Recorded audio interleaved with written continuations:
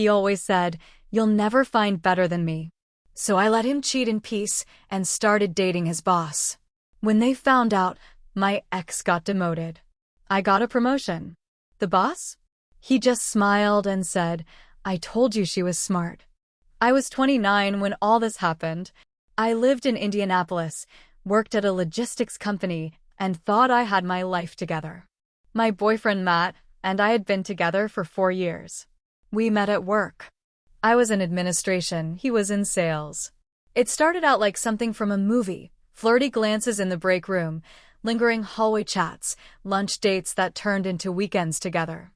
I thought he was it. Tall, confident, clean-cut. Always cracking jokes. Always had something slick to say. My friends thought he was a catch. My mom said he seemed ambitious.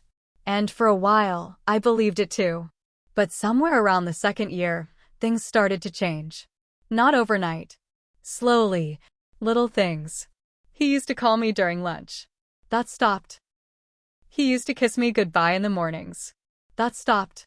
He used to ask how my day went. That stopped too. What didn't stop were his nights out with the guys, or the times he'd go quiet when I walked into the room and his phone was in his hand. I should have said something sooner. I should have called him out the first time he came home at 2 a.m. smelling like vanilla perfume. But I didn't. I wanted to believe we were still good. I didn't want to be that girlfriend. Then one night, I picked up his phone when it buzzed while he was in the shower. I wasn't even trying to snoop. It just lit up, and I saw the name, Tessa. She worked in billing. I'd seen her around. Quiet. Blonde. Never made eye contact with me. The message said, "Miss you already." Last night was amazing. My heart didn't drop. It just went cold. I looked through the rest. There were months of messages. Him calling me crazy behind my back. Saying I was too emotional. Telling her he wished he'd met her first. I stared at the screen for a long time. I didn't cry. I didn't even feel shocked. I just felt stupid. That night, I didn't say a word. I let him come out of the shower, kiss me on the forehead like nothing happened, and I went to bed next to him like I always did. I knew what I was going to do. I wasn't going to scream. I wasn't going to beg him to stay. I was going to beat him at his own game. And I had the perfect opportunity. Matt's boss, Grant, was a different kind of man. Mid-40s, reserved, sharp eyes. Always wore a tie, even on casual Fridays. Everyone in the building respected him, or feared him. He wasn't friendly, but he noticed everything. He'd pass by my desk sometimes. Say good morning. Occasionally stop and ask how things were going in admin. Nothing flirty. Nothing weird. Just aware. A few days after I found out about Tessa, I stayed late at the office. I didn't want to go home. I was just sitting at my desk, pretending to look over invoices, when he came by. "You okay?" he asked. I looked up. "Yeah, just catching up." He tilted his head. "You look like someone who just swallowed something bitter." That surprised me. I laughed a little. Something like that. He paused. "You know, I've been meaning to ask, have you ever considered moving into project coordination? We've had our eye on you for a while. You've got good instincts." I looked at him, really looked at him. And that's when I knew. I could turn this whole thing around. I played it slow. I didn't jump into anything. I started talking to Grant more. Asked him questions about the business. Volunteered for more work. Got myself into meetings Matt didn't even know I was attending. And yes, I flirted. Just a little. I didn't need to throw myself at anyone. I just needed to let Grant see what Matt had taken for granted. We went for coffee once. Then dinner. At first, it was just professional. Then it wasn't. Grant wasn't like Matt. He didn't try to impress me. He just listened. Respected my ideas. Treated me like I mattered. One night, he said, "You know, Matt always acted like he was God's gift to sales. But I've never seen him treat you like you were worth anything." I didn't say anything. He leaned back in his chair, looked at me over his glass of bourbon, and smiled. "You're smarter than him. You always were. I smiled back. He always told me I'd never find better. Grant raised an eyebrow. He was wrong. I didn't know it then, but that was the beginning of the end for Matt. Things moved fast after that.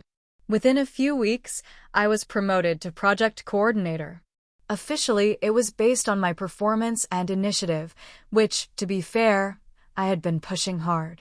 But unofficially, I knew what people were whispering. That I was dating the boss. That I'd slept my way up. I didn't care. Let them talk. I'd been underestimated my whole damn life, especially by Matt. If people wanted to believe Grant gave me the job because we were dating, that was fine. Because when I showed up and crushed every project, they shut their mouths quick. But Matt? He wasn't quiet. The first time he saw me walk into a meeting with Grant, clipboard in hand, sitting at the table instead of fetching coffee, his face turned red. Not pink. Red. I saw the vein pop on his neck. He cornered me in the break rooms that afternoon. You and Grant? He hissed. Are you serious? I took a long sip of my coffee before answering. Why not? You're with me. I raised an eyebrow. Since when? He blinked. We never broke up. I smiled. You did. When you started sleeping with Tessa. He froze. Mouth open. Eyes wide. I walked past him. You told me I'd never find better. Turns out I did. Right upstairs. I left him standing there, speechless. That should have been the end of it. But Matt wasn't the type to go down quiet. He started acting out. Talking back in meetings. Undermining people. He even tried to throw me under the bus during a project presentation. Said I mishandled the client timeline and almost cost the company a deal. Too bad Grant was in the room. He looked Matt dead in the eye and said no. I sat in on that call. She handled it better than you would've. And if I hear you trying to sabotage another coworker again, we're going to have a different kind of conversation. Matt didn't respond. Just clenched his jaw and sat down. A week later, Grant called me into his office. Closed the door. I'm moving Matt to internal accounts. He's too volatile for external clients. It's a demotion, technically. But I'm giving him the option to save face. I nodded, calm on the outside. Inside, I was screaming. Is he going to know it was because of me? I asked. Grant smiled. No. He'll think it was his own doing. Which, frankly, it was. Then he leaned forward. You played this well. Better than I expected. I just looked at him. He played me for 4 years. I learned from the best. He chuckled. That's why I like you. You're sharp. And you don't flinch. I thought things would settle after that. Matt was out of my projects. I was leading more teams. Grant and I were officially dating, though we kept it quiet from most. Everything seemed to be falling into place. But I should have known better. Matt wasn't done. Not even close. One Thursday morning, HR called me in. Said they'd received an anonymous complaint about inappropriate conduct with a supervisor. Said someone accused me of getting my promotion through romantic favors. I sat there, jaw locked, stomach tight, and listened as they danced around the real question. Are you in a personal relationship with Grant Whitmore? I paused. Yes. They looked surprised I admitted it. I wasn't going to lie. I did nothing wrong. I earned everything. But now, the situation was out in the open, and someone wanted to twist it. I knew exactly who. Grant got called in later that day. He kept it professional, gave them the facts, said the relationship started after my promotion, not before. HR couldn't prove anything shady happened, but they gave both of us a warning. Said optics matter. That weekend, I found out who reported us. Tessa. Yeah, her. She was still sleeping with Matt. Probably hoping he'd break things off with me completely and make it official. But now that I'd moved on and upgraded, she felt stupid. Embarrassed. So she decided to get even.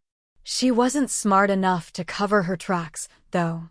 An IT guy I'd become friendly with tipped me off. Said the complaint came from her work computer. I didn't even have to ask. I waited a week. Then I set up a lunch meeting with HR, not about the complaint. About something bigger.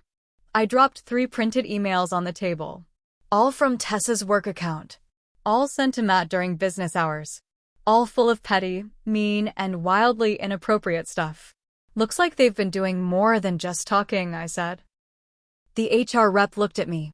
Where did you get these? I smiled. Let's just say the company should really look into email misuse. And maybe question why some employees are spending hours emailing personal nonsense while clocked in. They launched an investigation. Tessa got fired. Matt got a formal write-up for unprofessional conduct and failure to disclose a conflict of interest. I got promoted again. This time, to department manager. Grant didn't even push for it. Senior management offered it to me directly. When I walked into my new office the next week, I looked across the hall. Matt was in a small, windowless room now. Just him and a computer. He wouldn't look at me. I didn't need him to. I already won. I should have walked away then. I had the job, the respect, the upper hand. But there's something you don't understand until you've been played like I was. The damage doesn't stop at betrayal. It changes you. It makes you want more. Not more love. Not even more success. Just more control. More proof that you weren't the fool they thought you were. That's where I made my mistake. See, I started getting too comfortable. I let the attention go to my head. I liked the whispers. I liked the looks. I liked that people were afraid to cross me. Even Grant noticed. One night over dinner he said, "You've changed. You don't flinch anymore, but you don't smile much either." I brushed it off. But he was right. I wasn't the same. And that's what cracked us. Grant and I started arguing more. He didn't like how I was handling things, said I was too harsh, too cold, too personal. I accused him of being jealous. Told him he liked me better when I was the underdog. You wanted the woman who rose from the ashes, I told him, not the one who lit the fire herself. He didn't deny it. A month later, we ended things. Quietly. No drama. No yelling. He just said, I hope this wasn't all about him. I didn't answer. Because I didn't know. But the real end came 3 weeks later. We were in a quarterly review meeting. Executives, department heads, everyone. I was presenting. Matt was in the back, quiet, small in his chair. Someone from accounting interrupted me mid-sentence. There's a discrepancy in your last report. Something doesn't add up with the numbers from the Reyes contract. I blinked. What are you talking about? They pulled up the file. Showed a report I had never seen. My name was on it, but it wasn't mine. I looked at the numbers, wrong allocations, missing data, and a signature that looked almost like mine. Almost. Grant spoke up from across the table. That document wasn't from her. I saw the original myself. But the damage was done. The executives wanted answers. I had to spend the next week digging through every file, every email, every timestamp. And that's when I found it. Matt had copied my login credentials months ago. He used them to plant the document. I confronted him after hours. In the parking garage, it was dark, quiet, cold. You forged my report, I said. He didn't deny it. Just leaned against his car and smiled. You took everything from me, he said. Now we're even. You think this makes us even? I asked. After 4 years of lies? After Tessa? After trying to destroy my job, my relationship, everything. He stepped closer. You're not innocent either. You used me to climb. You used him. Don't act like you didn't. That hit me. Because maybe he was right. I let it all go to my head. I got addicted to the revenge. I didn't just want to win. I wanted him crushed. Humiliated. And now? Now we were both standing in a cold garage with nothing but regrets. The next morning, I turned him in. I gave IT the proof. The login logs. The file metadata. The timestamps. Everything.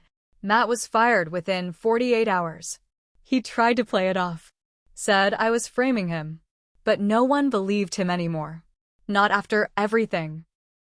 I walked past his desk as security boxed up his things.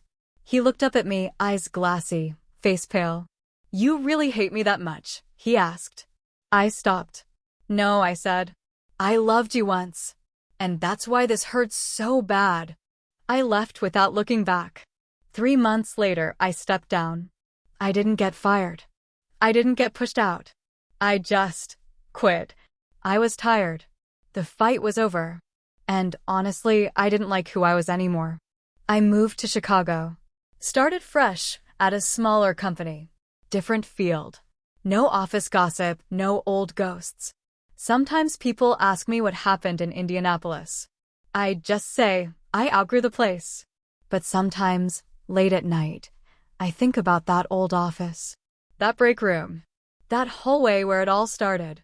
And I wonder if Matt still hears my heels echo in his sleep, because I sure as hell hear his footsteps in mine.